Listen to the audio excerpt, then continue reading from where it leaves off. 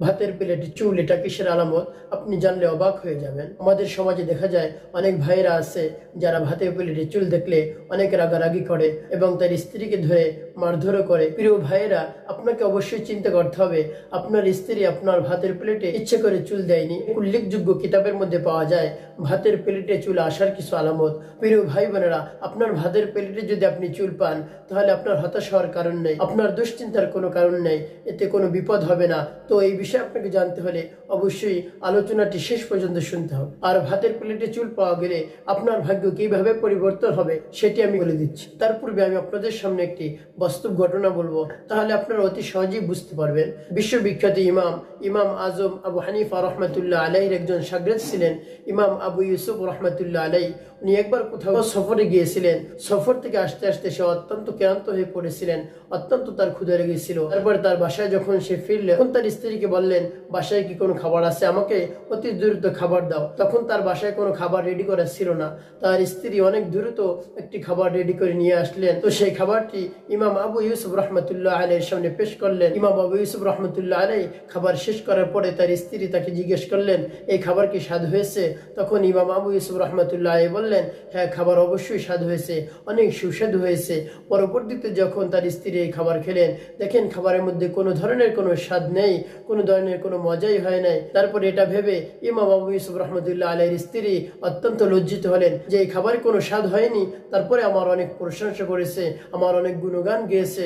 তারপরে ইমাম আবু ইউসুফ রহমতুল্লাহ আলাইহির জন্য তার স্ত্রী দোয়া করলেন, আর সেই দোয়া মহান রব্বুল আলামিনের দরবারে সাথে সাথে কবুল হয়ে গেল। এই জন্য উচিত হলো স্ত্রীরা যখন কোনো খাবার এনে দেবে, তখন সেই খাবার যদি স্বাদ না হয় তারপরেও সেই খাবারের প্রশংসা করা, তাহলে সে অত্যন্ত খুশি হয়ে যান। ইমাম আবু ইউসুফ রহমতুল্লাহ আলাইহি কিছুদিন পর মারা গেলেন। মারা যাওয়ার পর তার শাগির্দ তাকে স্বপ্নে দেখলেন। তখন জিজ্ঞাসা করলেন, হুজুর, আপনার সাথে আল্লাহ রাব্বুল আলামিন কেমন আচরণ করলেন? তখন ইমাম আবু ইউসুফ রহমতুল্লাহ আলাইহি সেই দিনের বর্ণনা দিলেন। ইমাম আবু ইউসুফ রহমতুল্লাহ আলাইহি বললেন, আমি একদিন সফর থেকে অনেক কষ্ট করে আসছি, তারপর আমি অনেক ক্লান্ত হয়ে পড়েছি, আমার অনেক ক্ষুধা লেগেছিল। তো আমি আমার স্ত্রীকে বলার সাথে সাথে সে একটি খাবার এনে দিলেন। সেই খাবারটির মধ্যে কোনো স্বাদ হয়নি, কোনো ধরনের মজা হয়নি। তারপরে আমি সেই খাবারটি খেয়ে নিয়েছি। তো কোনো ধরনের তাকে বকাঝকা করিনি, উল্টো আমি তার প্রশংসা করেছি। পরিশেষে যখন সেই খাবারটি খেলেন, তখন সে অনেক লজ্জিত হলেন এবং মহান রব্বুল আলামিনের দরবারে আমার জন্য হাত তুলে দোয়া করলেন। এই বিষয়টি মহান রব্বুল আলামিনের কাছে অত্যন্ত পছন্দ হয়েছে, এই জন্য তার সেই দোয়া কবুল করে নিলেন এবং আল্লাহ রাব্বুল আলামিন আমাকে জান্নাত দান করলেন, জান্নাতের নাজ নিয়ামতের ব্যবস্থা করে দিলেন। সুবহানাল্লাহ। তো প্রিয় ভাই বোনেরা, আমাদের উচিত স্ত্রীরা যখন কোনো খাবার এনে দেবে সেই খাবারের প্রশংসা করা, কোনো ধরনের বকাঝকা না করা, সেই খাবারের গুণগান বর্ণনা করা, তাহলে স্ত্রীরা অনেক খুশি হয়ে যান। তারা যে এত কষ্ট করে খাবারটা বানিয়েছেন, তাদের সেই কষ্ট কোনো কষ্টই মনে হয় না। এই জন্য স্ত্রীদের সাথে সদা সর্বদা ভালো ব্যবহার করুন, তাহলে আল্লাহ রাব্বুল আলামিন আপনার উপর রাজি আর খুশি হয়ে যাবেন এবং আপনার স্ত্রী আপনার জন্য দোয়া করবে, আল্লাহ রাব্বুল আলামিন সেই দোয়া কবুল করে নেবেন। তো প্রিয় ভাইয়েরা, তেমনি ভাবে আপনার ভাতের প্লেটে যদি আপনি চুল পান, তাহলে আপনি মনে করবেন আপনার স্ত্রী ইচ্ছে করে আপনার ভাতের প্লেটে চুল দেয় না।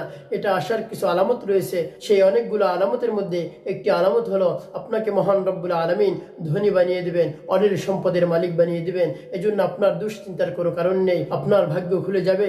এই জন্য যখনই আপনার ভাতের প্লেটে আপনি চুল পাবেন, তখন আপনি আপনার স্ত্রীর সাথে কোনো ধরনের রাগ গুসা করবেন না, তাকে মারধর করবেন না এবং চিৎকার চেঁচামেচি করবেন না, উল্টো তার প্রশংসা করবেন। এই প্রশংসা করার কারণে মহান রব্বুল আলামিন আপনার উপর রাজি আর খুশি হয়ে যাবেন। দুনিয়াতে আপনাকে অঢেল সম্পদের মালিক বানিয়ে দিবেন এবং আখিরাতে আপনাকে জান্নাত দান করবেন। আল্লাহ রাব্বুল আলামিন বলেন, ওমান ইয়াত্তাকিল্লাহা ইয়াজআল লাহু মাখরাজা, আমি যাকে ইচ্ছা তাকে রিজিক দান করি, তাকে সম্পদশালী করি, তাকে অঢেল সম্পদের মালিক বানিয়ে দেই। এই জন্য আপনি যদি এই ছোট ছোট কাজ করতে পারেন, আপনার স্ত্রীকে যদি আপনি খুশি করতে পারেন, আর স্ত্রী পরবর্তীতে যখন আপনার জন্য দোয়া করবে, সেই দোয়া আল্লাহ রাব্বুল আলামিন অবশ্যই কবুল করে নেন, সেই দোয়া ফিরিয়ে দেন না। এজন্য আপনার স্ত্রীর সাথে আপনি কখনো কোনো ধরনের রাগ হবেন না, তাকে বকাঝকা করবেন না, উল্টো বেশি বেশি তার গুণগান গাইবেন এবং বেশি বেশি তার প্রশংসা করবেন। তাহলে সে নিজেও ভালো থাকে, আপনাকে বেশি বেশি ভালোবাসবে এবং আপনাকে আরো কিছু ভালো ভালো খাবার তৈরি করে দিবে।